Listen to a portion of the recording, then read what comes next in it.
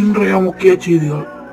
நம்முடைய ஃபேவரட்டான ரொனால்டோவும் மெஸ்ஸியும் நண்பர்களாகிவிட்டனர். அவர்கள் எடுத்துக்கொண்ட புகைப்படம் உங்களுக்காக. இது உங்களுக்கு பிடிச்சிருந்தா லைக் பண்ணுங்க, பிடிக்காவிட்டா ரெட் கார்ட்டை கமெண்ட் பண்ணுங்க. பாப்போம் எத்தனை பேருக்கு பிடிச்சிருக்கண்டு.